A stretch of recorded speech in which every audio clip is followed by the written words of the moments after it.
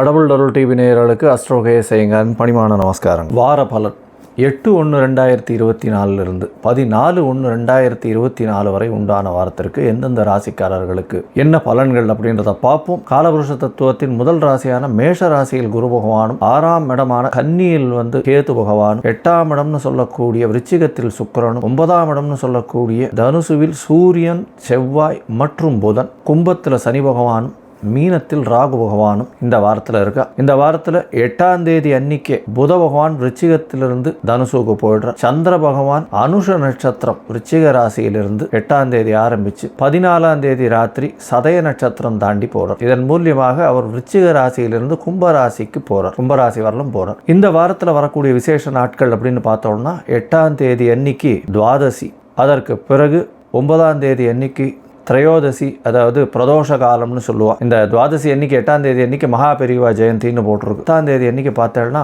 மார்கழி மூலம், அதாவது ஹனுமத் ஜெயந்தி அப்படின்னு சொல்லக்கூடியது. மார்கழி மூலம், மார்கழி மாதம் மூல நட்சத்திரம் ஆஞ்சநேயனுடைய பிறந்த தினமாக கொண்டாடப்படுறது. அதனால ஹனுமத் ஜெயந்தி. இப்போ சனி பயிற்சி எல்லாம் வேற ஆயிருக்கு. சனி பகவானை கட்டியவர் அப்படின்னு சொல்லக்கூடியவர் ஆஞ்சநேய பெருமாள். அதனால ஆஞ்சநேய ஜெயந்தி ரொம்பவும் விசேஷம். 11ஆம் தேதி அமாவாசை தினம். 14ஆம் தேதி அப்படின்னு பார்க்கும்பொழுது போகி பண்டிகை. இந்த மாதத்தினுடைய இந்த தட்சிணாயன புண்ணிய காலத்தின் கடைசி நாள் அது போகி பண்டிகை. இந்த வாரம் பார்த்தேனால் எந்தெந்த ராசிக்காரர்களுக்கு சந்திராஷ்டமம்னா மேஷம், ரிஷபம், மிதுனம், கடகம், இந்த 4 ராசிக்காரர்களுக்கும் சந்திராஷ்டம். இந்த வீடியோ பார்த்துட்டு இருக்கவா எனக்கு கான்டாக்ட் பண்ணி அஸ்ட்ராலஜிக்கல் கன்சல்ட் தேவைப்பட்டதுன்னா என்னுடைய மொபைல் நம்பர் கான்டாக்ட் பண்ணுங்க. சந்திராஷ்டம நாட்களில் புதிய முயற்சிகள் வேண்டாம், வெளியூர் வெளிமாநில பிரயாணங்கள் வேண்டாம். ஒருவேளை பண்ண வேண்டிய அதாவது நிர்பந்தத்தில் இருந்தீர்களேயானால், கட்டாயத்தில் இருந்தீர்களேயானால் சந்திரனுக்கு உண்டான எளிய பரிகாரம் அப்படின்னு சொல்லக்கூடிய அகத்திக்கீரை கட்டு அருகில் இருக்கக்கூடிய கோசாலைக்கு வாங்கி கொடுங்க. ஏன்னா துவாதசியும் வருது 8ஆம் தேதி, அதனால் கோசாலைக்கு வாங்கி கொடுங்க. அதன் மூலியமாக சந்திராஷ்டமத்தின் தாக்கம் குறையும் அப்படின்றத சொல்கிறேன்.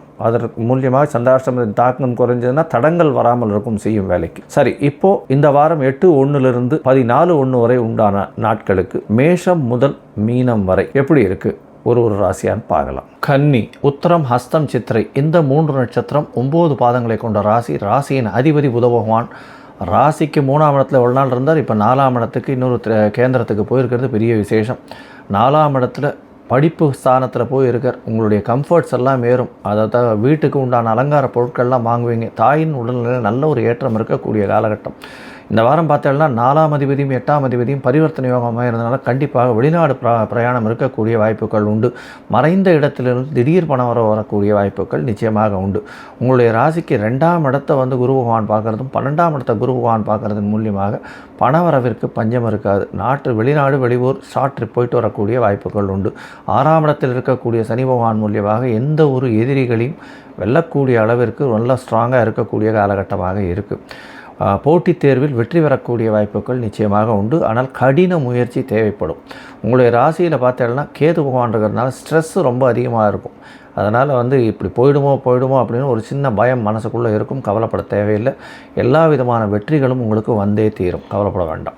உங்களுடைய ராசிக்கு பார்த்தோம்னா இந்த வாரம் 11ஆம் அதிபதினு சொல்லக்கூடிய சந்திர பகவான் உங்களுடைய ராசிக்கு 3ஆம் இடத்திலிருந்து ஆரம்பிக்கிறார்.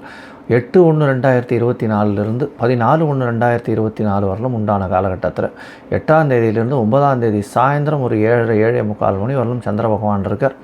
3ஆம் இடத்துல முயற்சி ஸ்தானத்தில் போய் இருக்கார். உங்களுடைய தனஸ்தானாதிபதியும் முயற்சி ஸ்தானத்தில் இருக்கிறதுனால எல்லா விதமான முயற்சிகளும் வெற்றியில் முடியும். பணவரவிற்கு பஞ்சம் இருக்காது. எதை தொட்டாலும் பணம் வரக்கூடிய வாய்ப்புகள் உண்டு. உங்களுடைய ராசிக்கு 4ஆம் இடத்துல சந்திர பகவான் போகிறார். அதாவது 9ஆம் தேதி ராத்திரி ஒரு 7:30 மணியிலிருந்து 12ஆம் தேதி அதிகாலை ஒரு 1 மணி வரலும் இருக்கார். இந்த காலகட்டத்தில் 4ஆம் இடத்துல இருக்கும் பொழுது 4 கிரகங்கள் இருக்குது. அதாவது சூரியன், சந்திரன், செவ்வாய், புதன் 4 கிரகங்கள் இருக்குது. இதில் செவ்வாய் பகவான் பரிவர்த்தனை யோகத்தில் வேறு இருக்கார். குரு பகவான் ஆட்சி பெற்றதற்கு சமமாக இருக்குது. நல்ல ஒரு ஏற்றமான காலமாக புதிய வீடு மனைக்கு அட்வான்ஸ் கொடுக்கக்கூடிய காலகட்டமாக இந்த வாரம் அமையிறது. உங்களுடைய ராசிக்கு பார்த்தேன்னா 5ஆம் இடத்துல சந்திர பகவான் போகிறார். அது 12ஆம் தேதி கார்த்தால ஒரு மணியிலிருந்து 14ஆம் தேதி காலை ஒரு 2:45 3 மணி வரலும் இருக்கார். இது 5ஆம் இடத்துல சந்திர பகவான் 11ஆம் அதிபதி போகும்போது புதிய வேலை, படிப்பு இதெல்லாம் வரக்கூடிய வாய்ப்பு உண்டு. உங்களுக்கு புதிய பதவி, புகழ், அந்தஸ்து, கௌரவம்லாம் வரக்கூடிய வாய்ப்புகள் உண்டு. திடீர் பணவரவு வரக்கூடிய வாய்ப்புகள் உண்டு. குழந்தைகளால் பெரிய ஏற்றம் கிடைக்கக்கூடிய வாய்ப்புகள் நிச்சயமாக உண்டு. உங்களுடைய ராசிக்கு பார்த்தீங்கன்னா 6ஆம் இடத்துல சந்திர பகவான் போகிறார். அது 14ஆம் தேதி காலை ஒரு 3 மணியிலிருந்து 16ஆம் தேதி காலை ஒரு 5:30 மணி வரலும் இருக்கார். இந்த காலகட்டத்தில் பார்த்தேன்னா புனர்க்கு யோகம் ஏற்படுறது 6ஆம் இடத்துல. 11ஆம் அதிபதி 6ஆம் இடத்துல இருக்கிறதுனால உங்களுக்கு ப்ரமோஷன் வரக்கூடிய வாய்ப்பு, புதுசாக இன்க்ரிமெண்ட் வரக்கூடிய வாய்ப்பு, வெளியூர் வெளிமாநிலம் டிரான்ஸ்ஃபர் ஆகி போகக்கூடிய வாய்ப்புகள் இந்த வாரத்தில் உங்களுக்கு நிச்சயமாக வரும்.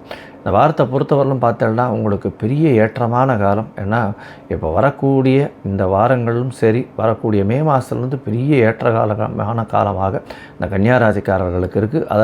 அதில் ஒரு ஆரம்பமாக, முத்தாய்ப்பாக இந்த வாரம் அமையிறது அப்படின்றத சொல்கிறோம். இந்த வாரத்தில் நீங்கள் அருகில் இருக்கக்கூடிய நாமக்கல் ஆஞ்சநேயரை போய் சேவிச்சுட்டு வர்றது உங்களுக்கு ஒரு பெரிய ஏற்றத்தையும் மாற்றத்தையும் கண்டிப்பாக கொடுக்கும். கடவுள் அருள் டிவியை பார்த்தமைக்கு நன்றிகள். மேலும் இது போன்ற தகவல்களை தெரிந்து கொள்ள கடவுள் அருள் டிவியை சப்ஸ்கிரைப் செய்யுங்கள். மறக்காமல் பெல் ஐக்கானை கிளிக் செய்யுங்கள்.